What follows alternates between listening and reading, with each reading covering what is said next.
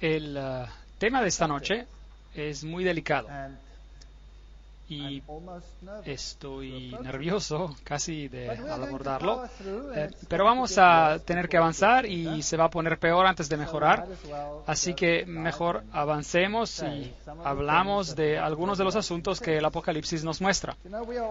Ustedes saben que tenemos miedo de hablar de lo que dice el libro de Apocalipsis, pero por otro lado, personalmente yo estoy muy agradecido que el libro habla de estas cosas, porque yo mismo he sido atrapado en muchos de esos engaños.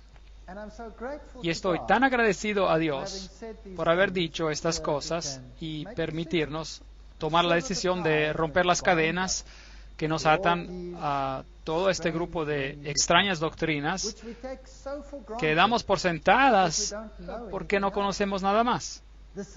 La sencillez de conocer a Jesucristo y a Él crucificado para muchos es algo desconocido.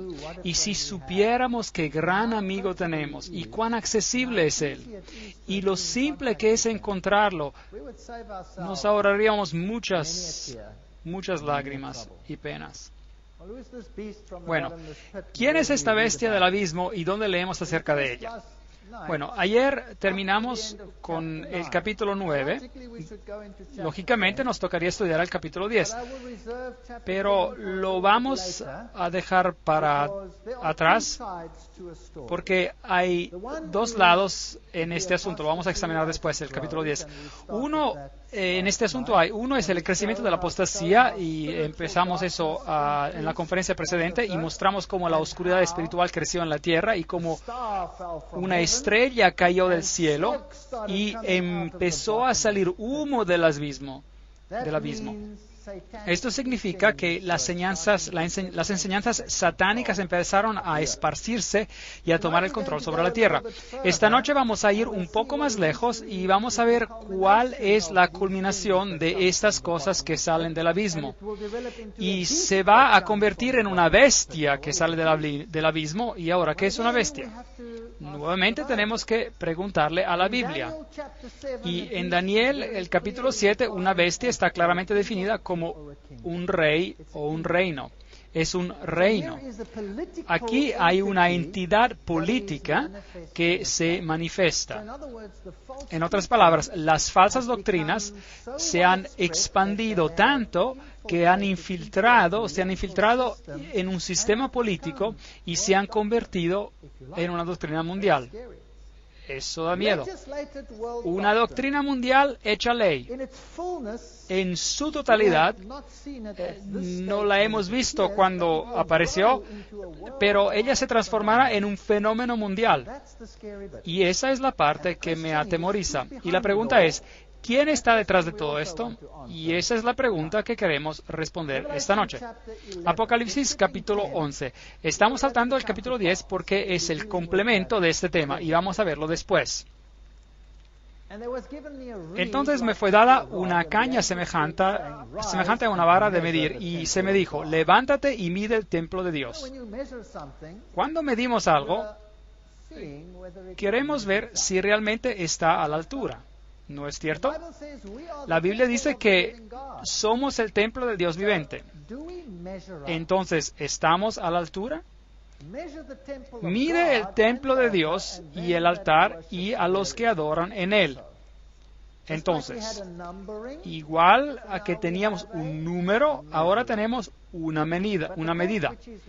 Pero el patio que está fuera del templo, déjalo aparte y no lo midas, porque ha sido entregado a los gentiles y ellos hollarán la ciudad santa. Ellos van a pisotear la verdad de Dios y la salvación de Cristo, que está ejemplificada en el santuario. Todo en el santuario es un símbolo de Cristo. La puerta, la vía de acceso por donde entraban, representa a Cristo, la puerta. El altar de los sacrificios representa a la cruz. El cordero que fue degollado representaba al Cordero de Dios que quita el pecado del mundo. La fuente de metal o de bronce para lavar es Cristo que nos lava de nuestros pecados. Debemos nacer de agua y espíritu. Si entran en el primer cuarto del templo, Jesús es la luz del mundo, Jesús es el pan de la presencia, Jesús es el pan del cielo, Él es el incienso que nos hace aceptables por sus méritos ante Dios. Si entramos en el segundo cuarto, Él es el abogado. Él nos protege de la condenación de la ley por medio de su gracia. Es el que dio la ley. Increíble. Todo está allí en el santuario. Es un hermoso mensaje. Así, aquí está la historia de la salvación en Cristo, que será pisoteada abajo, hollada por ciertas fuerzas gentiles. Y esto será hecho por 42 meses. Eso es nuevamente un tiempo profético. Y sería interesante saber qué implica. Y por supuesto es una cita del capítulo 7 de Daniel, donde todos los atributos del anticristo se dan, incluyendo el hecho de que él reinaría por este periodo de tiempo. Y ordenaré a mis 2 testigos que profeticen, es decir, predicar, por 1260 días, vestidos de silicio. Esto es lo que llamamos en hebreo un paralelismo. Se dice algo en una manera y se lo repite de otra. Primero leímos 42 meses, que después son seguidos por 1260 días. Y en términos proféticos son el mismo periodo de tiempo. 42 meses proféticos, un mes profético tiene 30 días. 42 multiplicado por 30 es igual a 1260 días. 1260 días, un día por un año, 1260 años. Vamos a volver a eso después. Este es el periodo donde el santuario será pisoteado, hollado, y también el pueblo de Dios con él. Ahora, ¿quiénes son estos 2 testigos que van a defender lo que Dios tiene que decir?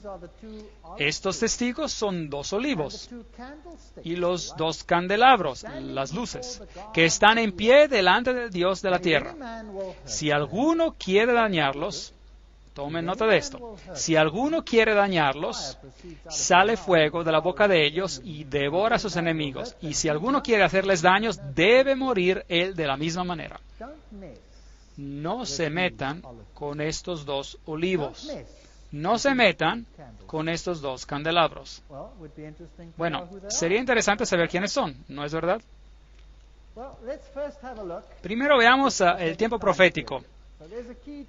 Hay una clave para interpretar el principio del día-año y encontramos que el tiempo del reinado del cuerno pequeño de Daniel 7, donde dice, serán entregados en sus manos, esos son los santos del Altísimo, por un tiempo, tiempos y medio tiempo.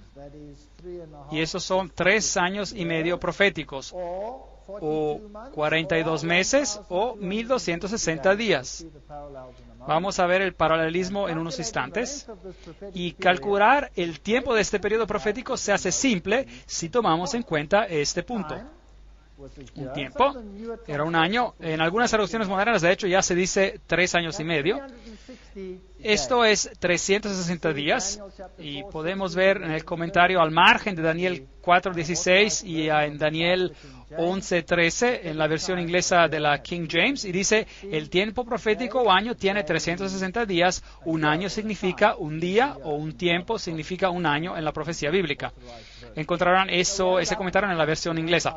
Entonces, sumamos esto y nos da 1260 días, y pueden también buscar en Números 14:34 y en Ezequiel capítulo 4:6, donde dice, día por año te lo he dado. Bueno, pongamos a la prueba el principio que acabamos de describir. Entonces, estos son 1260 años literales. Ahora, aquí hay otras áreas en la Biblia donde ustedes van a encontrar esos textos. Daniel usa la terminología en el capítulo 12, versículo 7, un tiempo, tiempos y medio tiempo. En Apocalipsis 11:2, 42 meses. En Apocalipsis 11:3, 1260 días. En Apocalipsis 12:6, 1260 días. En Apocalipsis 12:14, un tiempo, tiempos y medio tiempo. En Apocalipsis 13:5, 42 meses. Todos refiriéndose al mismo periodo de tiempo. Se los voy a mostrar nuevamente en un momento. Ahora, los 10 reinos de Roma, que salieron de Roma, fueron establecidos en el año 476 después de Cristo. Y en Daniel se nos dice que el poder que tendría control sobre el pueblo de Dios aparecería después del establecimiento de los 10 reinos. En otras palabras, después de que la Roma occidental se dividiera en 10. Este periodo es muy interesante porque después de este periodo, en el año 538 después de Cristo, el reinado del papado empezó de acuerdo al decreto justiniano que decía que el papado corregiría las herejías y que sería la cabeza de todas las iglesias. Así que aquí tenemos un escenario de Estado-Iglesia. Si añadimos a esta fecha 1260 años, llegamos a una fecha interesante, el 1798. Veamos otra vez este periodo de tiempo nuevamente. Daniel 7:25, tiempo y tiempos y medio tiempo. Daniel 12:7, tiempo, tiempos y medio tiempo. Apocalipsis 11:2, 42 meses. Apocalipsis 11:3, 1260 días. Apocalipsis 12:6, 1260 días, Apocalipsis 12:14, tiempo y tiempos y medio tiempo, y Apocalipsis 13:5, 42 meses. ¿Piensan que Dios está en serio cuando nos habla sobre este periodo de tiempo? Parece que sí. Quiere que sepamos sobre este periodo de tiempo. Y podemos encontrar en la Biblia que todos estos periodos significan lo mismo, gracias al paralelismo hebreo. Por ejemplo, en el libro de Apocalipsis dice, una mujer, un desierto, 1260 días. En otro versículo dirá, una mujer, un desierto, 42 meses. En otro lugar dice 3 años y medio, y podemos ver que se aplica a la misma cosa. Es una profecía muy, muy importante. Ahora, en el 1798 algo interesante ocurrió. Berthier, el general francés, marchó hacia Roma bajo las órdenes de Napoleón y arrestó al Papa y declaró el fin del papado. Declaró su fin. Ahora, es importante notar que el papado era una entidad política. Y si tomamos la definición de Daniel al capítulo 7, que una entidad política es llamada una bestia, los reinos que vistes, las 4 bestias, son 4 reinos que saldrán de la tierra, así dice el texto, y si acabas con ese poder político, entonces esa bestia muere, figurativamente. Es interesante que acerca de este poder en particular, hay otro versículo interesante en Apocalipsis que dice que este poder parece tener una herida mortal, pero la herida mortal fue sanada. En otras palabras, muere, pero regresa a la vida. Y este poder fue restituido como entidad política en el 1929, cuando Mussolini le otorgó nuevamente el Estado papal y la autonomía al Vaticano. Aquí hay una bestia, es decir, una entidad política, de hecho político-religiosa, que recibió una herida mortal, pero ella después crece y regresa. Y existen varias cosas interesantes en el libro de Apocalipsis sobre esto. Pero veamos sobre esta herida mortal. El 21 de febrero de 1798, el Papa Pío VI fue destronado por Napoleón.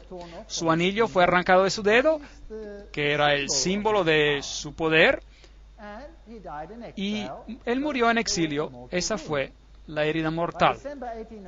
En el diciembre de 1804, el Papa Pío presenció a Napoleón coronarse como emperador. Aquí estaba un papa sin entidad política para gobernar, se le había sido arrebatada. En 1808, Napoleón tomó el Estado del Vaticano y confiscó todo el Estado Vaticano. En 1848, Mazzini ataca a Roma y el Papa Pío IX es exiliado. Fue restaurado en 1850, pero había perdido todo el Estado papal. Por lo tanto, ya no existía una entidad política. Aquí está la herida mortal. El tiempo es sorprendente.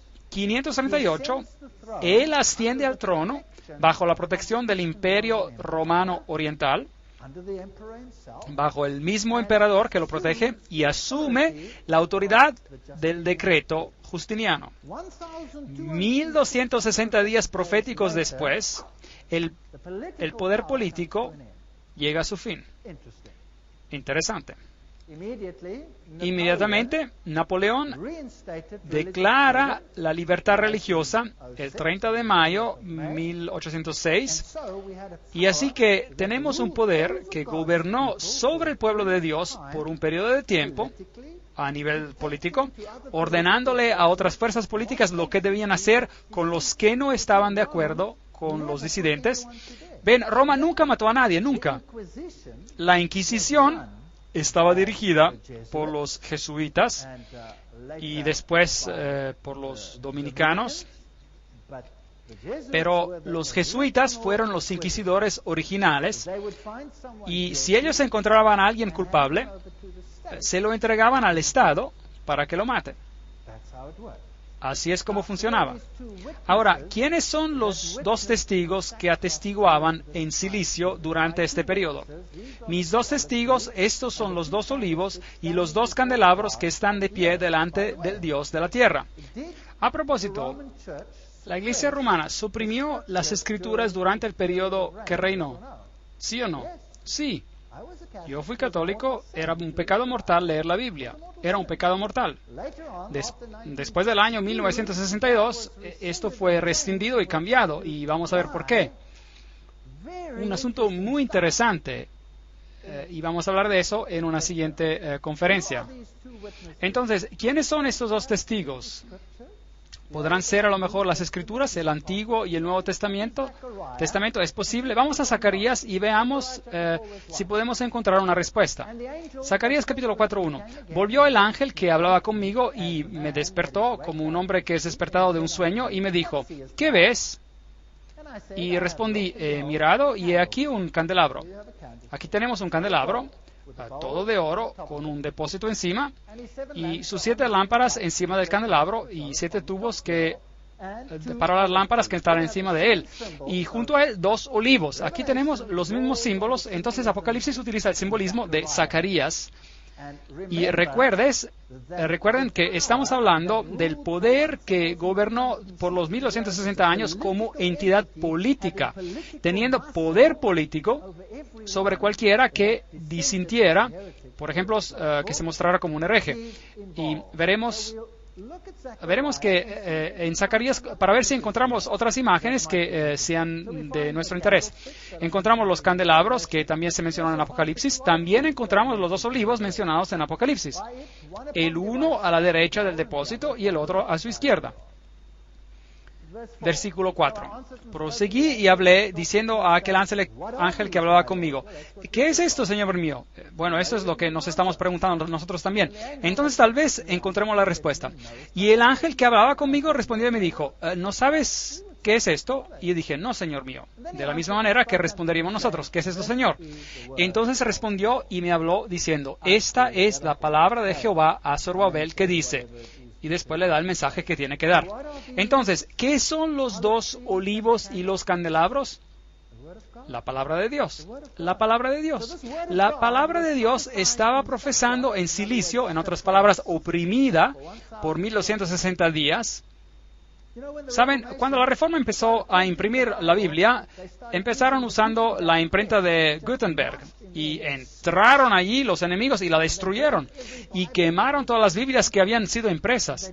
Y intentaron destruir la Biblia por todos los medios a su disposición. Sin mucho éxito. Años después escribieron su versión de la Biblia, que es conocida como la Biblia jesuítica, y que también veremos después. Versículo 11. Hablé más y le dije, ¿qué significan esos 2 olivos a la derecha del candelabro y a su izquierda? Hablé aún de nuevo y le dije, ¿qué significan las 2 ramas de olivo que por medio de los 2 tubos de oro vierten de sí aceite con oro? Y me respondió diciendo, ¿no sabes qué es esto? Y dije, no, Señor mío. Y él dijo, esos son los 2 ungidos con el poder de Dios. En otras palabras, por medio del Espíritu Santo, este mensaje de Dios tenía que ser predicado por todo el mundo, a pesar de ser oprimido. Los ungidos que están delante del Señor de toda la tierra. De nuevo, alcé mis ojos y miré, ¿Y ahora qué va a ver? Va a ver de qué se trata todo esto. Y aquí un rollo que volaba. ¿Qué significaba el rollo que volaba? Es un rollo, es la palabra de Dios que está en ese rollo. Y entonces ve la palabra de Dios volando en el aire. ¿Qué significa esto como símbolo? Llevar el mensaje al mundo. Así que de esto es de lo que se trata, es sobre la palabra de Dios. Y me dijo, ¿qué ves? Y respondí, veo un rollo que vuela. Y la longitud y da la medida en codos. Y entonces me dijo, esta es la maldición que sale sobre la faz de toda la tierra, porque aquel que hurta será destruido. Esas son las advertencias de Dios. Como está de un lado del rollo, y todo aquel que jura falsamente será destruida. Yo la he hecho salir, dice Jehová de los ejércitos, y vendrá a la casa del ladrón, y a la casa del que jura falsamente en mi nombre, y permanecerá en medio de su casa, y la consumirá con sus maderas y sus piedras. Bien, la palabra de Dios dará el veredicto, aunque sea oprimida. ¿No es que es cierto? Básicamente es lo que dice el texto. Continuamos leyendo, porque Zacarías se vuelve interesante. Y salió aquel ángel que hablaba conmigo. Recuerden, en Apocalipsis 11 cita a Zacarías de estos mismos versículos. Y obtenemos mayor información. ¿Qué les dije al principio? A la ley y al testimonio. Estamos ahora excavando en el testimonio, excavando para ver qué han dicho otros profetas y si está en armonía con lo que estamos viendo aquí. Y me dijo, alza ahora tus ojos y mira qué es esto que sale. Y dije, ¿qué es? Y él dijo, este es un efa, interesante, que sale. Ahora sí se pone interesante. ¿Qué es un efa? Un efa era una medida. Era una medida estándar para medir la harina, por ejemplo. En el libro de Apocalipsis, ¿no encontramos alguna forma de medida, sí o no? Claro. Entonces tenemos aquí otra medida que está ocurriendo. Tenemos la medida estándar. Obviamente, el estándar de lo que está para el bien y el mal, lo incorrecto y correcto. Pero aquí hay un estándar interesante que se ha planteado. ¿Qué es? Y él dijo, este es un efa que sale. Y además dijo, esta es la iniquidad de ellos en toda la tierra. Este es el estándar, es lo que vamos a ver sobre toda la tierra. Y he aquí levantaron la tapa de plomo. Ven que el efa tiene una tapa pesada. Y esa tapa aquí es muy pesada, estaba hecha de plomo. Y entonces él levantó la tapa y miró adentro del efa, que representaba la medida estándar. ¿Y qué ve adentro? Ve una mujer sentada en medio de aquel efa. Eso es interesante. ¿Qué representa una mujer en la Biblia? Es una iglesia. Es una iglesia. Entonces, hay una iglesia apóstata en esta tierra y hay una iglesia justa en esta tierra. Y en esta se sienta una mujer. Entonces, hay una medida, un estándar, una efa, que es instituido por una iglesia. ¿Tiene lógica esto? Sentada en medio de aquel efa, y él dijo, esta es la maldad. Esto es lo opuesto a lo que el rollo había anunciado. El rollo en un principio decía, te condenaré por mi palabra, si robas vas a saberlo, si haces esto o aquello, mi palabra te condenará. Pero aquí hay otro estándar sobre la tierra y es controlado por una iglesia diferente y es malvada. Y nos dice, es maldad. Y la echó dentro del efa y echó la tapa de plomo en la boca del efa. Esta mujer fue revelada por un tiempo y la tapa fue puesta sobre la boca otra vez. Esto sí que es interesante. ¿La Reforma reveló un estándar que no era bíblico? ¿Sí o no? Por supuesto que lo hizo. Y la tapa fue levantada y todos pudieron ver. ¿Y cómo llamó la Reforma a Roma? Directamente la llamaron el Anticristo. Y luego la tapa se volvió a su lugar. ¿Y qué dice la Reforma hoy? Públicamente, oficialmente, con todos sus sínodos. ¿Qué decidió el sínodo de los luteranos? En 1994, si no me equivoco. esa es la fecha correcta, no será llamada más el anticristo. Los seguidores de Calvino decidieron lo mismo, todos decidieron lo mismo. Entonces, vuelve la tapa a su lugar. Alcé luego mis ojos y miré, y he aquí dos mujeres que salían y traían viento en sus alas y tenían alas como de cigüeña. Esas son malas noticias, porque la cigüeña es un ave inmunda, y un ave en la Biblia es el símbolo de Espíritu Santo. Y aquí hay dos grupos que bajo el mando de un espíritu falso levantan el estándar con esa otra mujer en ella entre el cielo y la tierra. Dije al ángel que hablaba conmigo, ¿a dónde se llevan el efa? Es decir, el estándar. Y él me respondió, para que le sea edificada una casa en la tierra de Shinar, es decir, en Babilonia. Y cuando esté preparada, lo pondrán sobre su base. ¿Qué nos dice Zacarías? Es que otro estándar regirá sobre la tierra. Este estándar será establecido por una iglesia. Todos habrán visto que era maldad, habrán tenido un conocimiento, que se reveló ese conocimiento, pero esa maldad será encubierta otra vez. Y dos grupos eclesiásticos poderosos, la Biblia los llama los poderes del dragón y de los falsos profetas, vendrán y levantará este estándar y dirán, aquí está. Y el imperio babilónico habrá renacido en sentido espiritual sobre la tierra otra vez, con un estándar que reemplazará el estándar de Dios. ¿Tiene sentido? Da miedo. ¿Va a suceder? Bueno, veamos lo que nos sigue diciendo Apocalipsis sobre este asunto. La palabra de Dios, hemos examinado el texto en la Biblia de donde el Apocalipsis basa esta imagen y nos dice lo que está pasando. La palabra de Dios, Apocalipsis 11:6, estos tienen poder para cerrar el cielo a fin de que no llueva. ¿Tiene la palabra de Dios poder para hacer esto? Por supuesto. ¿No lo hizo Elías? Elías oró bajo la orden de Dios y dijo que no llovería por 3 años y medio, y no llovió por 3 años y medio.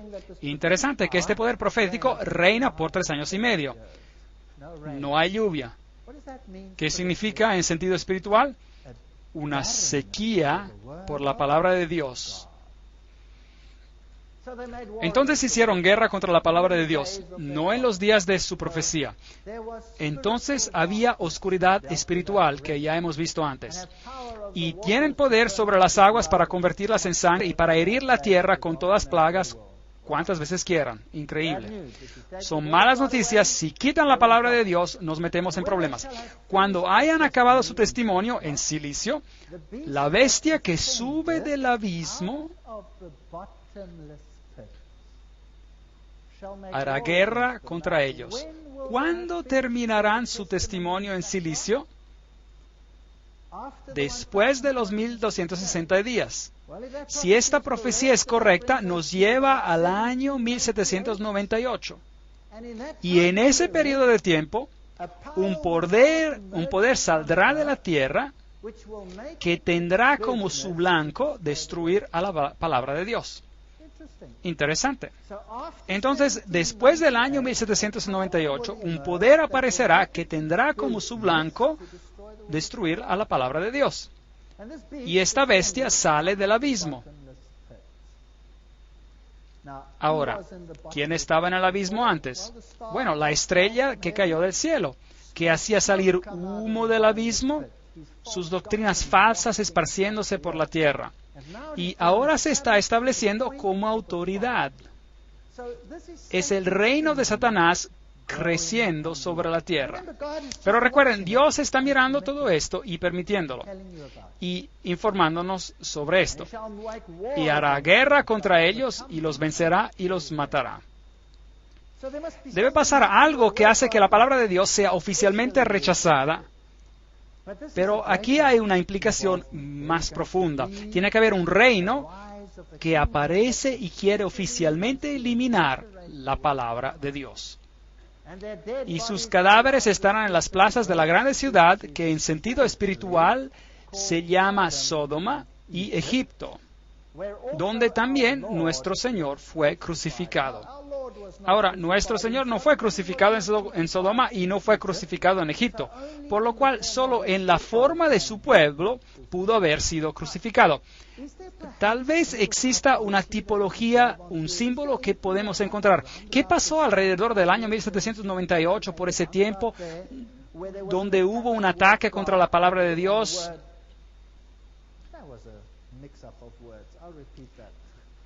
Donde hubo un ataque contra la palabra de Dios, en el lugar donde el pueblo de Dios había sido sacrificado, matado, asesinado por su fe, por así decir. Así que Cristo crucificado otra vez en la forma de su pueblo. ¿Existe algún país que hizo esto? Existe. Un país muy interesante. Y ese país fue Francia. Y ellos hicieron exactamente esto. Representaron a este proceso en miniatura. En el libro del Gran Conflicto hay un bello párrafo acerca de esto. Lo vamos a leer. La gran ciudad en cuyas calles son asesinados los testigos y donde yacen sus cuerpos muertos se llama simbólicamente Egipto. De todas las naciones mencionadas en la historia de la Biblia, fue Egipto la que con más osadía negó la existencia del Dios vivo y se opuso a sus mandamientos. Ningún monarca resistió con tanto descaro a la autoridad del cielo como el rey de Egipto. Cuando se presentó Moisés ante él para comunicarle el mensaje del Señor, el faraón contestó con arrogancia: ¿Quién es Jehová para que yo oiga su voz y deje ir a Israel? Yo no conozco a Jehová, ni tampoco dejaré ir a Israel. Esta es rebelión abierta contra la palabra de Dios. Continúa diciendo, esto es ateísmo. Y la nación representada por Egipto iba a oponerse de un modo parecido a la voluntad de Dios, del Dios vivo, y a dar pruebas del mismo espíritu de incredulidad y desconfianza. La gran ciudad es también comparada simbólicamente con Sodoma. La corrupción de Sodoma al quebrantar la ley de Dios fue puesta de manifiesto especialmente en la vida disoluta. En otras palabras, ustedes saben, depravación sexual. Y este pecado iba a ser también rasgo característico de la nación que cumpliría lo que estaba predicho en este pasaje. Yo estoy de acuerdo. Es fascinante. En donde también el Señor de ellos fue crucificado. En Francia se cumplió también este rasgo de la profecía. También estoy de acuerdo con esto. En ningún otro país se había desarrollado tanto el espíritu de enemistad contra Cristo. En ninguno había hallado la verdad tan acerba y cruel oposición. En la persecución con que Francia afligió a los que profesaban el Evangelio, crucificó también a Cristo en la persona de sus discípulos. Estoy de acuerdo con esto. Y me gustaría decirle aún más y decir que Francia es solamente el comienzo, el grano que inicia el levantamiento del reino de Lucífero. Y voy a probar este asunto mientras avancemos con la ayuda de muchas citas. Y veremos lo que se estableció allí va a gobernar todo el mundo hoy en día. Nos afecta a ti y a mí directamente. No es solo historia. Es historia y la aplicación de ella misma ahora. Este es un sombrero jacobino que fue usado por los revolucionarios franceses. Usaron el sombrero jacobino, y lo que significa este sombrero lo veremos en otra conferencia en detalle. En realidad es el sombrero de Mitra, es mitraísmo, culto al sol, pero bueno, no se preocupen, lo vamos a ver después. Apocalipsis 11:7. Cuando hayan acabado su testimonio, la bestia que sube del abismo hará guerra contra ellos. Ahora, ¿qué pasó en Francia? Eso es el precursor, tomen nota. Lo que pasó en Francia es el precursor de lo que va a pasar en el mundo entero. Y eso da miedo. Y los vencerá y los matará. Francia, después de la Revolución Francesa, Francia hizo guerra contra la palabra de Dios. Apocalipsis 11:9. Y los de los pueblos, tribus, lenguas y naciones verán sus cadáveres por 3 días y medio. Tenemos aquí otro tiempo profético. 3 días y medio serían 3 años y medio. Y no permitirán que sean desepultados. Desde el 10 de noviembre de 1793 hasta el junio de 1797, hicieron eso, prohibieron la Biblia, por decreto oficial, prohibieron la Biblia. A los moradores de la tierra se regocijarán sobre ellos, sobre los dos testigos, el Antiguo y el Nuevo Testamento, se alegrarán, se enviarán regalos unos a otros. ¿Hizo Francia eso? Sí, en realidad lo hizo, porque estos dos profetas, la Biblia, habían atormentado a los moradores de la tierra. En realidad, ellos simplemente creían que la Biblia los había atormentado. El pueblo creía, pero alguien más creía que esta Biblia era un poder que tormentaba. Y les voy a mostrar esta noche cuál es ese poder que hizo guerra contra la Biblia. Pero después de 3 días y medio, entró en ellos el espíritu de vida enviado por Dios y se levantaron sobre sus pies y cayó gran temor sobre los que vieron. ¿Destruyeron a la Biblia? No. Después de este evento, que fue solo el comienzo de esta gran guerra contra la palabra de Dios, un poder entró en la palabra de Dios y las Biblias se distribuyeron por todo el mundo. Las grandes sociedades bíblicas empezaron después de este día y la Biblia fue puesta en cada mano que la quisiera por todo el mundo. Esto enfureció a la bestia del abismo tanto que cambió sus tácticas de guerra. Y vamos a ver esto en 2 conferencias que siguen llamadas las batallas de las Biblias y cambiando la palabra. No se pierdan esas conferencias, son poderosas y las vamos a tener dentro de poco. Si están enojados conmigo esta noche, vuelvan de todas maneras. Aun si están enojados, está bien, pero pueden enojarse conmigo, pero vengan de todas maneras. Entonces la palabra de Dios se levantó y se predicó con mucha fuerza, pero la guerra no había terminado, recién había comenzado. Y oyeron una gran voz del cielo que les decía: subid acá, y subieron al cielo en una nube y sus enemigos los vieron. Y los enemigos, les digo, que odian a la palabra de Dios. En aquella hora hubo un gran terremoto y la 10ª parte de la ciudad se derrumbó. Obviamente refiriéndose a esta ciudad espiritual de Babilonia, que fue agitada por este resurgimiento del poder en la palabra de Dios. Y Satanás redobló sus esfuerzos para aplastarla de ahí en adelante. Y por el terreno murieron el número de 7,000 hombres, nuevamente es un número simbólico, y los demás se aterrorizaron y dieron gloria al Dios del cielo. Tome nota, el segundo ay pasó. Y aquí el tercer ay viene pronto. Un ay es algo que hace imposible que la gente encuentre la verdad. El primer ay fue la destrucción física de las áreas de la cuna del cristianismo a través de poderes que estaban en contra de Cristo. Este ay ahora es un oscuramiento espiritual de todo el conocimiento relacionado con Dios por el poder que hace guerra contra su palabra. ¿Qué pasó en la Revolución Francesa? Veamos cómo cumplió estas profecías. Este fue el ataque a la Bastilla y, por supuesto, en este mismo evento, toda la estructura política mundial cambió. Antes gobernaban los monarcas, ahora hay democracias. Y las democracias van a gobernar por todo sitio. Y esto suena bien. Y vamos a ver qué hay detrás de todos estos asuntos más tarde. Luis XVI literalmente perdió su cabeza. Y su cabeza se sostuvo frente a una multitud enardecida mientras iba a la guillotina. ¿Y le tuvieron misericordia a su esposa María Antonieta? No. Su cabeza fue puesta en un palo y mostrada a la multitud que gritaba animada. Luego tomaron una prostituta, disculpen el cuadro, pero es lo que realmente hicieron, con los pechos descubiertos, y la llamaron Libertad. La hicieron una diosa, liderando a la libertad. Seguimos leyendo lo que pasó en el libro El Gran Conflicto, que nos lo cuenta de manera bien hermosa.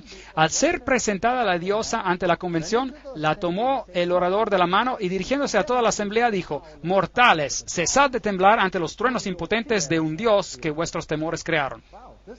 Increíble, esta es una asamblea pública.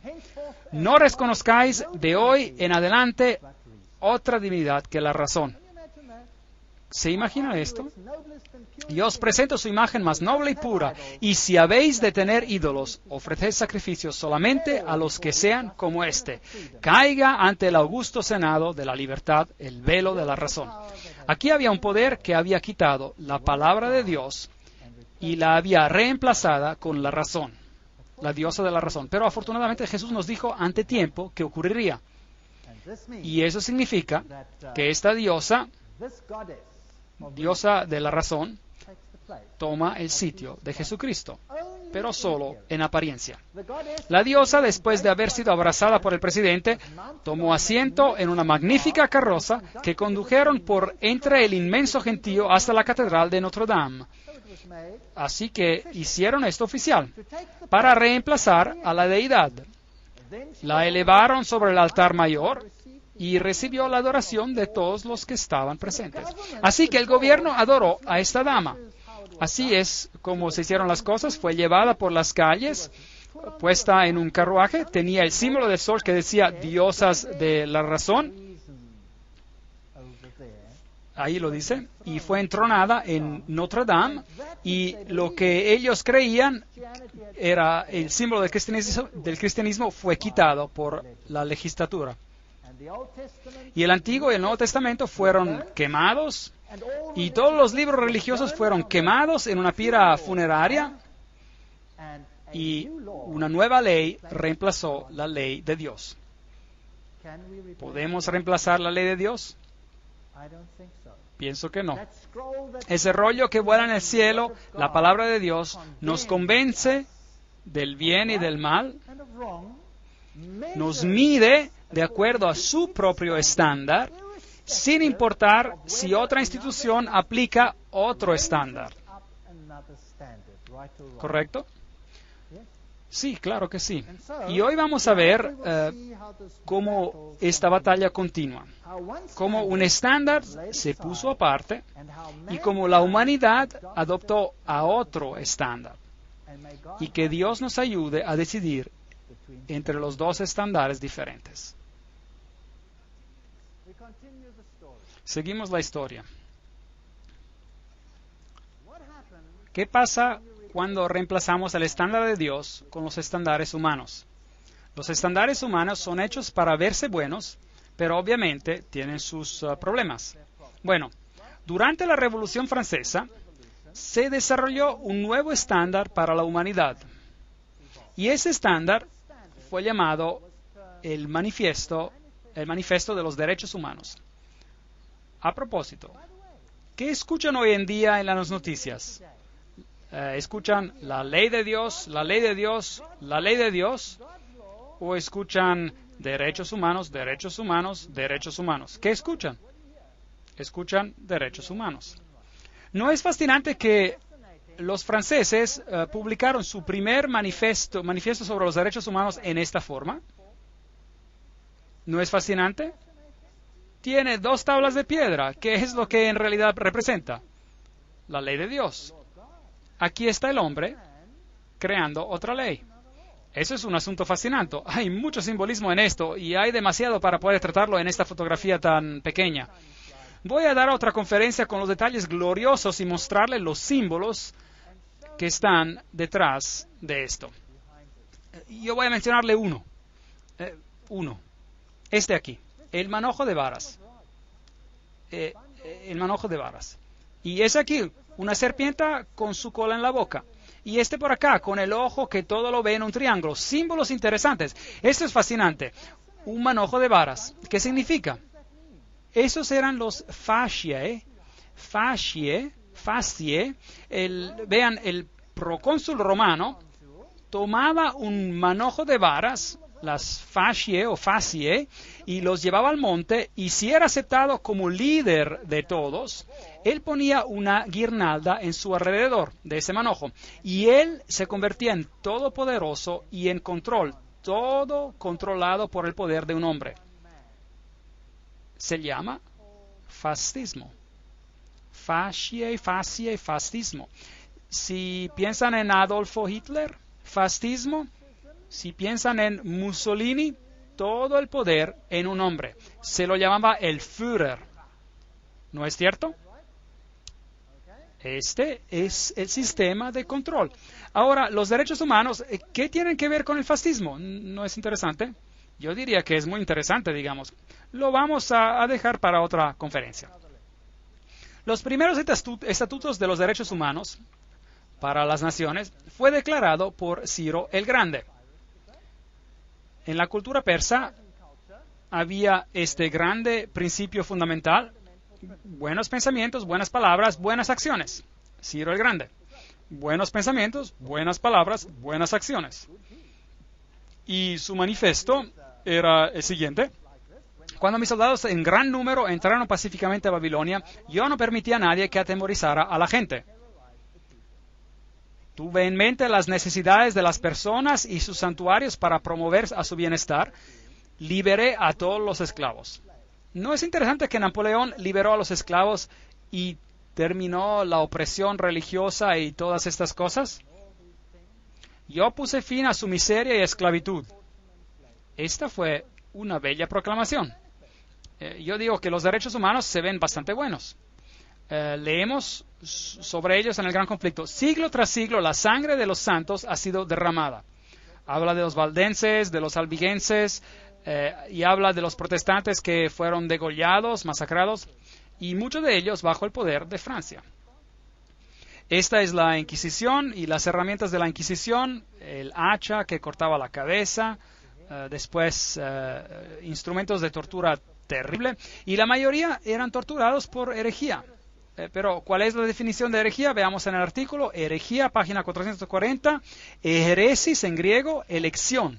Decidir por uno mismo lo que uno va a creer y practicar. Eso es herejía.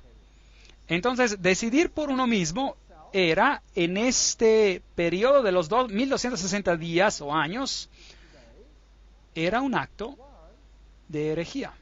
Era un pecado castigable con muerte. Eso es muy triste, ¿no es cierto? Eliminando la conciencia del hombre, quitando la conciencia del hombre y creando un poder, vamos a ver cosas muy interesantes. Esos son algunos de los instrumentos que se utilizaban. Estos fueron, por ejemplo, tenazas que se abrían y ponían brasas calientes con las que torturaban a la persona que era interrogada. Estas son las tobilleras. Y noten las púas en ellas, y cuando eran apretadas contra el tobillo entraban hasta el hueso. Esas personas eran muy serias en lo que hacían. Este instrumento en particular fue usado hasta por General Franco en los 1970. Este es un instrumento muy cruel que se ponía alrededor del cuello y empezaban a atornillar ese tornillo. No es una cosa bonita que hacer. Inmovilizadores, por supuesto, tornillos de dedo. Este instrumento es particularmente desagradable. Amarraban las manos hacia la espalda con una soga hasta que quedaba la persona de cabeza en el aire, y luego amarraban una enorme piedra a los pies y la lanzaban desde la plataforma, y la piedra caía arrancando los brazos y sacándolos de su articulación. Esas son cosas terribles que se hicieron en la Inquisición. Yo sé que a lo mejor no se tendrían que mencionar esas cosas, pero la crueldad de ese sistema debe ser conocida. Apocalipsis 12:11, y ellos le han vencido por medio de la sangre del Cordero y de la palabra del testimonio de ellos, y menospreciaron sus vidas hasta la muerte. Es para darles una idea de lo que pasaron aquellos pobres cristianos algunas veces por defender su fe y elegir creer en ella. Es muy horroroso, ¿no es cierto? Es muy horroroso. Y esos son algunas de las estacas donde la gente murió por miles, por miles, por cientos de miles, por millones a causa de hereses, es decir, de herejía por hacer su decisión. Estos son los hugonotes franceses, es el monumento hugonote francés en el sur de África. Muchos de los hugonotes en Francia se huyeron y erigieron este monumento representando a la Trinidad, y aquí hay una mujer parada sobre la tierra representando a la novia de Dios, y ella se sienta sobre la tierra. Fue de África, de Europa a África, y en una mano tiene la Biblia y en la otra tiene una cadena. Y ella rompió la cadena que la ataba a Roma y huyó a las tierras lejanas de África,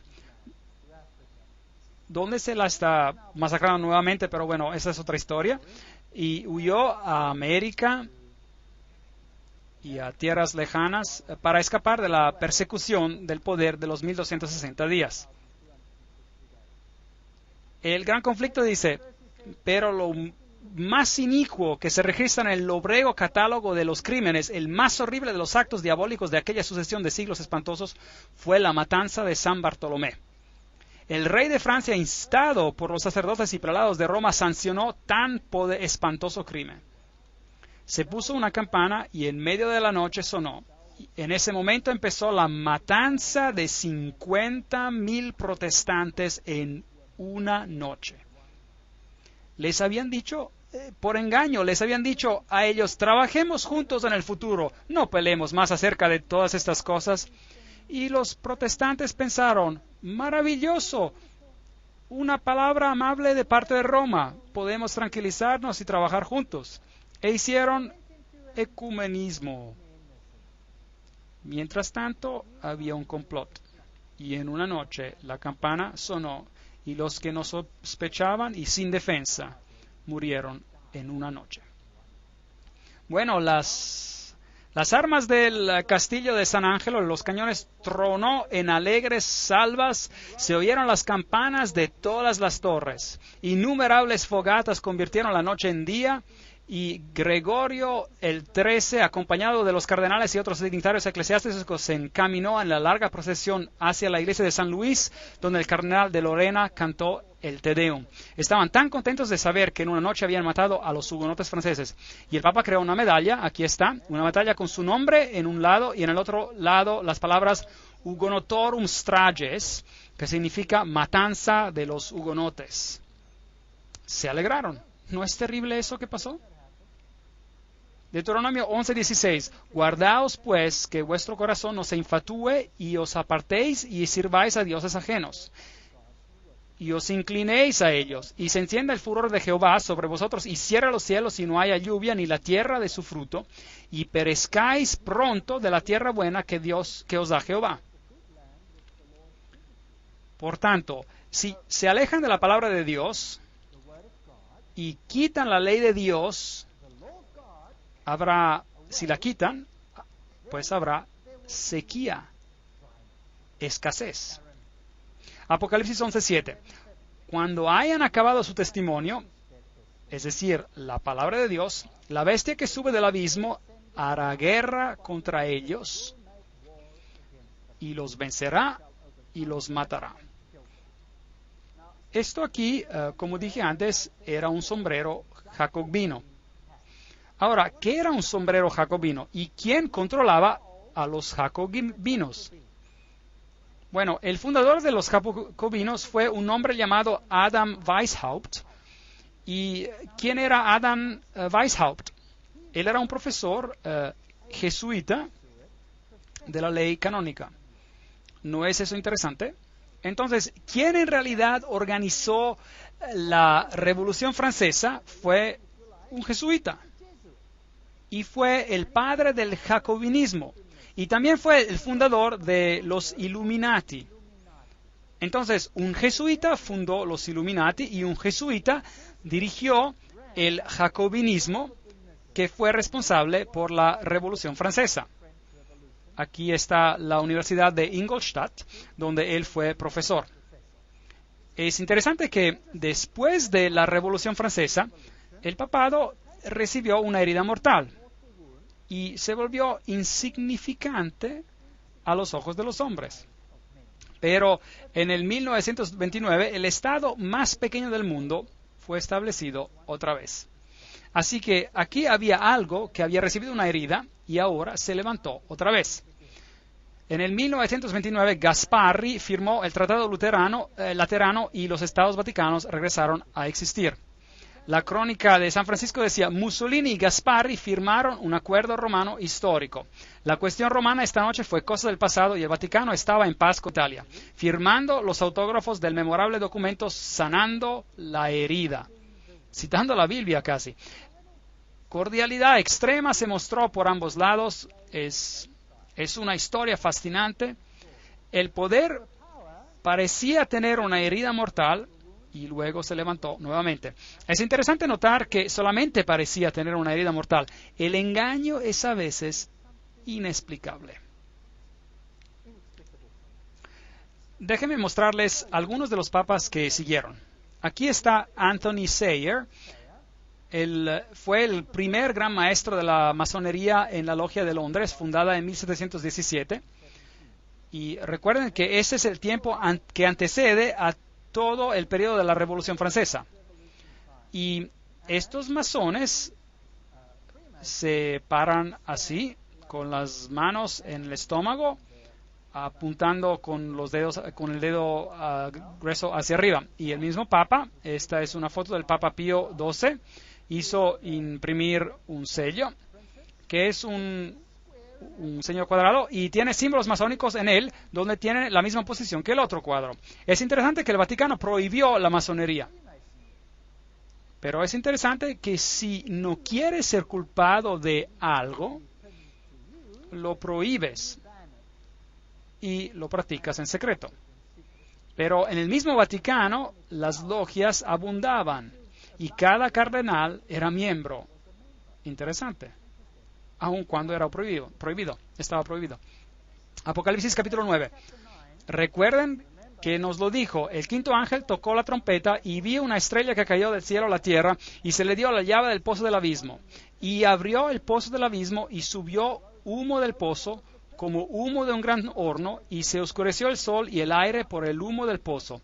La luz que Jesús da será oscurecida a causa de este humo. Ahí es donde comenzó. En Apocalipsis capítulo 12, 3, tenemos otra bestia. También apareció otra señal en el cielo. Aquí un gran dragón escarlata que tenía 7 cabezas y 10 cuernos, y en su cabeza 7 diademas. En Apocalipsis capítulo 9 tenemos este humo que sale. Y en Apocalipsis capítulo 11, esta bestia sale del pozo del abismo, del mismo abismo, y así que crece esta oscuridad en un reino establecido y empieza a crecer. Los otros poderes en Apocalipsis son el dragón con 7 cabezas, con una diadema en cada cabeza. Se nos dice quién él es Satanás, que representa a todos los reinos de esta tierra. Y se nos dice también en Apocalipsis 12:9 que él es quien fue expulsado, es el diablo y que engaña a todo el mundo. Y que él hace guerra contra la mujer de blanco, que es la iglesia buena en la tierra, que representa a la palabra de Dios. Hay otras bestias en el libro de Apocalipsis. Está el león con 2 alas, que es una imagen del libro de Daniel. Y en Apocalipsis 13 tenemos una bestia con boca de león. Y después hay una bestia como leopardo en Apocalipsis 13. Esos atributos también se encuentran. Hay un oso en Daniel 7 y esos atributos también se encuentran en Apocalipsis 13. Y después hay una bestia terrible que no se sabe realmente cómo es. Esta es solo la imaginación del artista, y tiene 10 cuernos, que también se encuentran en Apocalipsis 13. Así que todas estas bestias son muy interesantes, pero están representadas saliendo del mar. Muy bien. Y luego en Apocalipsis 13, todos los atributos de Daniel 7 están juntados en una bestia, un conglomerado, digamos, de una bestia que sale del mar. Y vamos a verla en más detalle luego. Apocalipsis 13 también tiene una bestia que sale de la tierra, que tal vez se parece a esto, bueno, no sé exactamente cómo se veía. Y en Apocalipsis capítulo 17 hay otra bestia con una mujer montando sobre ella. Y vamos a leerla. Apocalipsis 17:3. Y me llevó en el espíritu al desierto y vi a una mujer sentada sobre una bestia escarlata, llena de nombres de blasfemia en contra de Dios, que tenía 7 cabezas y 10 cuernos. Y el versículo 8. La bestia que has visto era y no es y está para subir. ¿De dónde? Del abismo y ir a perdición. Ah, interesante. ¿Qué otra bestia sale del pozo del abismo? La otra de Apocalipsis 11, ¿no es cierto? Que hace guerra contra el pueblo de Dios. Ahora, ¿existe una conexión aquí? Probablemente. ¿Y quién controla a esta bestia que sale del pozo del abismo? ¿Quién está sentada sobre ella? Una mujer, una iglesia. Es posible, piénsenlo, que los sistemas políticos sobre la tierra están dirigidos por una mujer y no lo sabemos porque ella está escondida en un misterio, en secreto, y no la podemos ver, pero está en realidad ocurriendo. Entonces, ¿creen que sea posible? ¿Piensan que este poder, esta iglesia, ha usado a sus agentes para pretender que la mataron, pero en realidad controlan el mundo con sus agencias, bajo las organizaciones secretas del mundo, que fueron empezadas por nadie más que Weishaupt? ¿Quién era? ¿Qué? ¿Un jesuita? ¿Es posible? ¿Iluminismo? ¿Qué es el iluminismo? ¿A dónde lleva? ¿Es posible que esta guerra contra la palabra y aquellos que representan a la palabra, a la iglesia, va a tener un conflicto con esta nueva entidad política que tiene un nuevo estándar que se llama derechos humanos? ¿Creen que es posible? ¿Qué opinan? Saben, hay un autor quien a 150 años atrás escribió acerca de esto, y voy a citar este autor ahora, pero el punto no es si está en lo correcto o no, es solo para mostrar cómo se percibían los hechos en esa era y comparar sobre lo que el mundo oculto dijo exactamente en la misma era. Vamos a hacer esto, vamos a comparar lo que dice esta fuente con lo que los ocultistas dicen exactamente en la misma época. Y vamos a ver algo fascinante.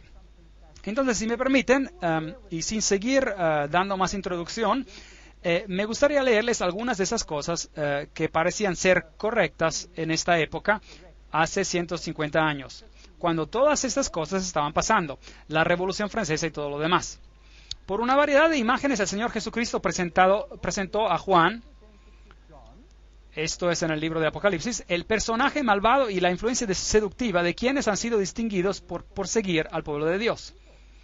La revelación de Dios de los trabajos detestables de los habitantes de los poderes gobernadores del mundo, quienes se unen en organizaciones y confederaciones secretas, deshonrando la ley de Dios, tendrían que permitir al pueblo, que tiene la luz de la verdad, de mantenerse fuera de todas estas maldades. Entonces, hace 150 años ya se percibía esto, que las organizaciones secretas jugarían un rol importante. A Juan, el carácter malvado y la influencia seductiva de quienes han sido distinguidos por su persecución al pueblo de Dios es mostrada. Ahora, ¿quiénes son ellos? La terrible imagen que nos da a Juan es para mostrar de qué manera tan completa los poderes de esta tierra se darán al mal. Y tendría que mostrar a los que han recibido la verdad cuán peligroso es relacionarse con organizaciones secretas o de cualquier manera unirse a ellas. Eso es fascinante, fascinante. Los poderes gobernantes de este mundo que se unen en organizaciones y confederaciones secretas y no guardan los mandamientos de Dios tendrán otro estándar. Aquí hay un texto del profeta Isaías que viene citado y se los voy a leer. Isaías capítulos 8, versículos 9 a 13 dice: Reuníos, pueblos, y seréis quebrantados. En otras palabras, hagan esas confederaciones, esas uniones detrás de las escenas. Planeen juntos como mundo para vencer contra la verdad. Oíd todos los que sois de lejanas tierras, ceñíos y seréis quebrantados. Disponeos y seréis quebrantados. Tomad consejo y será anulado. Proferid palabra y no será firme. ¿Por qué Dios está con nosotros? Esta gente está diciendo, Dios está con nosotros, estamos haciendo lo correcto. porque Jehová me dijo de esta manera con mano fuerte y me enseñó que no caminase por el camino de este pueblo, diciendo, no llaméis conspiración a todas las cosas que este pueblo llama conspiración, ni temas lo que ellos temen, ni tengáis miedo. A Jehová de los ejércitos, a Él santificad, sea Él vuestro temor, y Él sea vuestro miedo. Entonces Isaías está prediciendo que el mundo se confederaría y dice, el Señor está en esto, estamos trabajando juntos como un grupo y estamos haciendo lo correcto y es lo mejor, pero están dejando fuera a Dios y no va a funcionar. Luego, este escritor aplica este texto y dice, hay quienes que se preguntan si está bien para los cristianos pertenecer a los masones u otra sociedad secreta. Necesitamos pensar sobre los versículos citados recientemente. Si somos cristianos, debemos de serlo en todos los aspectos y debemos considerar y obedecer al consejo dado de ser cristianos según el estándar de la palabra de Dios. Eso es fascinante.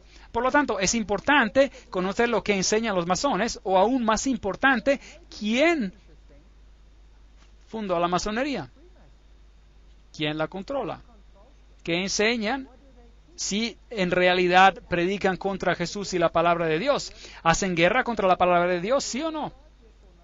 Son preguntas que debemos hacernos. La falta de cristianismo de toda la confederación se verá en las organizaciones secretas, porque ellos sirven a dioses insensibles y sin poder para bendecir como los dioses de los hindúes. Interesantes. Todos los que están bajo el estandarte del príncipe Emmanuel no pueden unirse a los masones o a cualquier otra sociedad secreta. Cristo no se puede dividir. Yo estoy de acuerdo. Nadie puede unirse a ellos y ser un ser libre ante Dios. Interesante.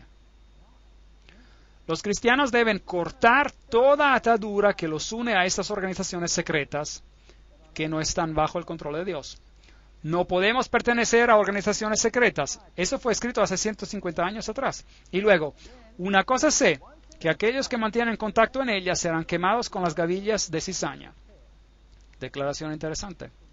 Las agencias satánicas están en todas las ciudades ocupadas en organizar en grupos asociaciones que se oponen a la ley de Dios. No nos podemos permitir de no permanecer alertas. Y uno de los planes de las organizaciones secretas es de formar grandes monopolios. Se formarán grandes monopolios gigantes. Unos pocos hombres se juntarán para apoderarse de todos los bienes que se obtienen en ciertas líneas de los negocios. Vemos eso hoy, por si acaso. Vemos monopolios gigantes que se están formando, forzando a los pequeños a salir de la industria para someterlos a su poder, ¿sí o no? Y si no cumplen con sus reglas, no van a poder prosperar. ¿Vemos las megafusiones? ¿Sí o no? No podemos abrir el periódico hoy sin leer sobre las megafusiones. ¿Cierto o falso? Suena bien, pero ¿saben que su libertad está siendo reducida pedazo a pedazo hasta que no sean nada más que esclavos? Y si se atreven a abrir la boca, bueno, se quedan sin trabajo o sin industria y no podrán comprar o vender. Los sindicatos serán una de las agencias que traerá a esta tierra un tiempo de angustia cual no se ha visto desde el inicio del mundo. La gente no cree en esto. Yo sí. Yo he tenido la desafortunada experiencia de estar del otro lado de un sindicato cuando se vuelven locos. ¿Algunas veces han visto esto? Da miedo. En África, donde yo vivo, los sindicatos son muy poderosos. Y los sindicatos parecen algo bien. Y el concepto se basa sobre los derechos humanos, porque pueden pelear por sus derechos humanos. Pero piensen, si la torta es muy grande o tiene una dimensión y peleo por un pedazo más grande, ¿qué hace esto al pedazo de mi vecino? Hace su pedazo más pequeño, ¿correcto? ¿Estoy amando a mi vecino como a mí mismo cuando hago su pedazo más pequeño para que el mío sea mayor? ¿Sí o no? Yo pienso que no. ¿Y qué si se llega al punto en que usted no quiere repartir su pedazo? Bueno, usted simplemente se apodera de su pedazo. Yo he estado al otro lado de este asunto. Me han roto las costillas miembros de sindicatos que usaban las universidades para probar sus puntos al gobierno, declararon boicotes a todas las clases de la universidad y los estudiantes fueron privados de su educación. Eso significaba que el estudiante iba a perder un año habiendo pagado por sus estudios y iba a perder todo. Entonces la universidad decretó que las clases continuarían. Y yo era profesor, así que dije, las clases siguen. Y los sindicatos nos encontraron pasando clases. Y yo me paré enfrente de las puertas de la clase y les dije, lo siento, no pueden entrar, no pueden pasar. Yo di permiso para que los estudiantes pasen clases aquí. Yo soy responsable, no ellos. Y empezaron a aplastarme y me rompieron las costillas. Los policías estaban alrededor y ¿creían que movieron un dedo? No. Yo tengo la prueba de eso y estuve en la primera plana de todos los periódicos en ese país, en mi país, y nada pasó. Los estudiantes no se salieron con la suya y ellos se fueron después. Afortunadamente, por alguna razón, se fueron. Tal vez hay poder en el poder de la oración y fueron a otro lugar y destruyeron todo, incluyendo a los pobres estudiantes. Los golpearon brutalmente. Mis estudiantes escaparon ese día por la gracia de Dios. Yo he estado en un edificio donde los sindicatos negociaban con personas que no tenían el poder de decidir sobre el asunto. Y ellos empezaron a rítmicamente golpear contra el edificio, como solo los africanos pueden hacerlo, y todo este edificio de vidrio explotó. Increíble, se convirtió en una lluvia de vidrios. Algo terrible. La destrucción que ustedes ven. Una de las agencias que llevará al tiempo de angustias, los sindicatos, que no son de Dios, aquellos que se unen a organizaciones secretas, manténganse alejados de ellos. Esto fue escrito años atrás. En Apocalipsis 11:15, el séptimo ángel dice, tocó la trompeta y hubo grandes voces en el cielo que decían, los reinos del mundo han venido a ser de nuestro Señor y de su Cristo, y Él reinará por los siglos de los siglos. Y los 24 ancianos que estaban sentados delante de Dios en sus tronos, se postraron sobre sus rostros y adoraron a Dios, diciendo, te damos gracias, Señor Dios Todopoderoso, el que eres, el que eras y el que has de venir, porque has tomado tu gran poder y has reinado.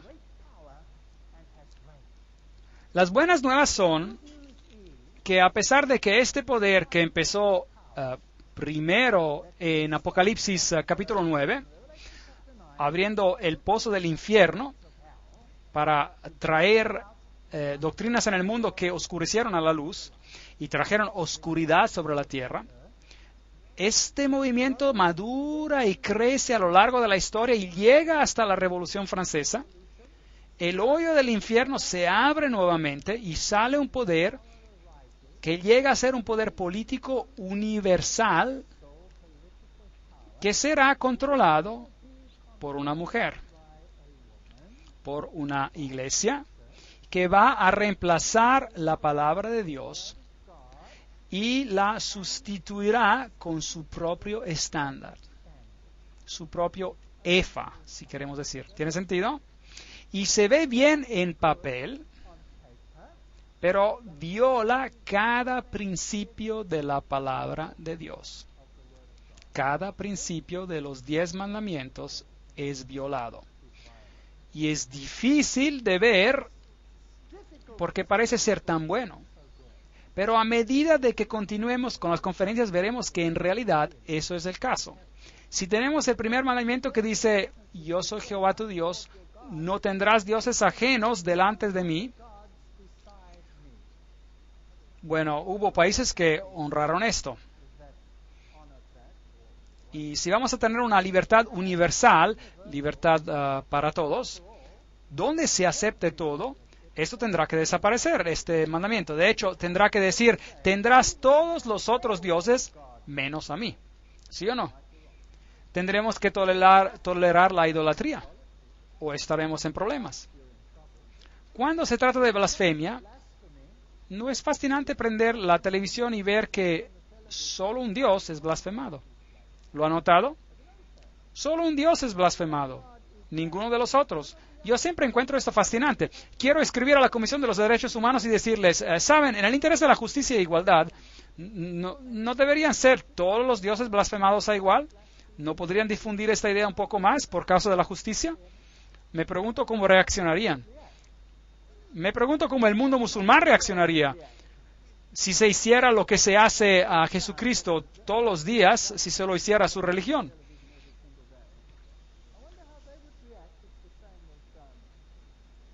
A su religión o a la religión budista o hindú o cualquier otra religión sobre la faz de la tierra, si quisiéramos igualdad para todos.